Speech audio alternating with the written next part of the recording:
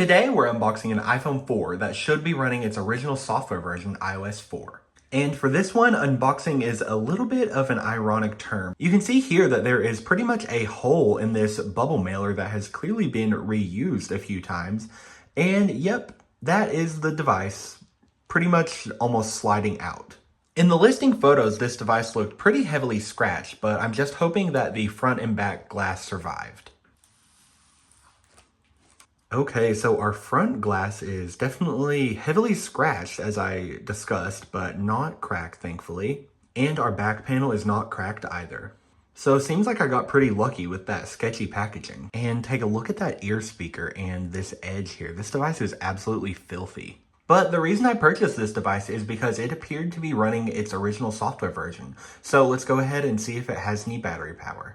And okay, it looks like it needs to charge, but this interface is definitely iOS 4 through 6, so that is a good sign. So I have the iPhone charging here, and I wanted to tell you a few more things about the device. So this was actually listed as a 32 gigabyte model, which is another reason that I purchased it despite seeing the pretty intense scratches on the display. Okay, looks like the device is powering on now. That was pretty fast. And yes, this is what I saw in the listing photos. This screen was instructing you to activate your device by plugging it into iTunes. And since this screen was replaced with on-device registration in iOS 5, I knew that this phone should be running iOS 4. The iPhone 4 was the first iPhone to use a smaller micro SIM. This is super strange. The SIM tray in this device is some sort of off-brand, and it is actually bent. I'm going to borrow this OEM SIM tray from another iPhone and put in an AT&T SIM here. So even with the OEM SIM tray, I was not able to insert it far enough to get the device to read the SIM card. So here I have a pretty much flawless iPhone 4, but unfortunately this is an 8 gigabyte model and this is supposedly a 32 gigabyte model. So I was actually intending on swapping the logic board from this device to this one anyway, and especially with this SIM card issue that I'm having, I'm hoping that swapping the logic board from this phone to this frame should allow us to insert that SIM all the way and activate the iOS 4 device. So it's quite a while later now, and I was able to get the iPhone 4 working. Unfortunately, my original theory that just doing a simple housing swap would allow the SIM card reader to work was incorrect. When comparing this phone's logic board to a known fully working logic board, I noticed that the SIM card reader pins were actually bent inward. So it looked like 3 of the 6 pins were not making contact with the SIM card at all. So although this was not the safest thing to do, I ended up using a sewing needle to kind of reach in there to the SIM card reader and bend those pins upwards so they would make contact. And the device read the SIM cards. I was totally surprised. I have never done any sort of diagnosing or repairing of logic boards like that, so I was kind of impressed with my work. So now I have the iOS 4 device logic board in the 8 gigabyte iPhone 4 housing that I showed at the beginning of the video. So with that backstory out of the way, let's go ahead and check out iOS 4.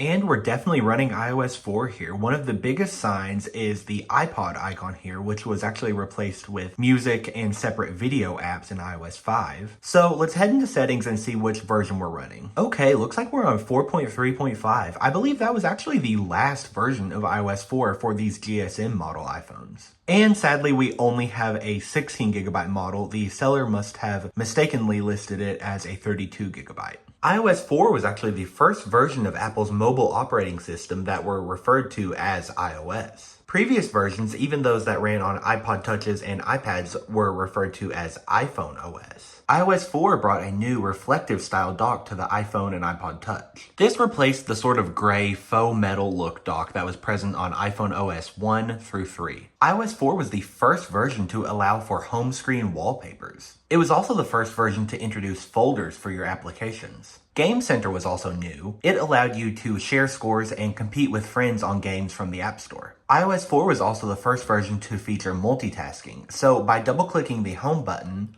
you could access your previously used apps. The iPhone 4 brought an all-new design as it was made from glass and stainless steel, which was in stark contrast to the iPhone 3G and 3GS before it. The 3G and 3GS had a glass front panel with a small stainless steel band, but they were mostly made from a plastic rear shell. One of the biggest features of the iPhone 4 was the retina display. Apple called this a retina display because from a normal viewing distance, your retinas could not discern any individual pixels. Comparing the iPhone 4 to the iPhone 3GS here, you can tell what a difference the retina display made. Not only was the retina display so much clearer, viewing angles were much better on the retina display, so if you would tilt the device, the colors would remain pretty stable, while on the 3GS and before, the colors would kind of get a blue tint. The iPhone 4 did have some controversies though, one of which took place before the device was even released. And this was of course when the iPhone 4 was leaked. Basically, an Apple employee had an iPhone 4 test unit and he left it behind at a bar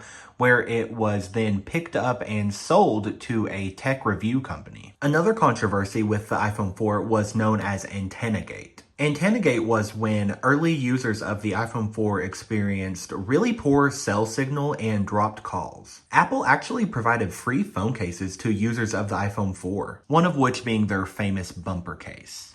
Apple claimed that these cases could alleviate or eliminate the issue completely. They also pushed a lot of software updates to help this issue. This is actually my second iPhone 4 on iOS 4 in my collection. I have another model here. But you may notice that this model looks a little bit different. This model features symmetrical antenna lines and does not have an antenna break on the top of the device. That's because this device is a CDMA iPhone 4 for the Verizon network. It was a late release in February 2011 and featured an updated antenna design. The Verizon model also did not feature a SIM card slot. The CDMA or Verizon model also did not have FCC labels on the back. Another late release to the iPhone 4 family was the white model in April 2011. This model was reportedly delayed due to manufacturing issues for the white color. So that pretty much concludes my look at the iPhone 4. I'm really glad to have another one of these running its original software in my collection, especially since this is one of the original AT&T models. Thank you all so much for watching, and I'll see you all in the next video.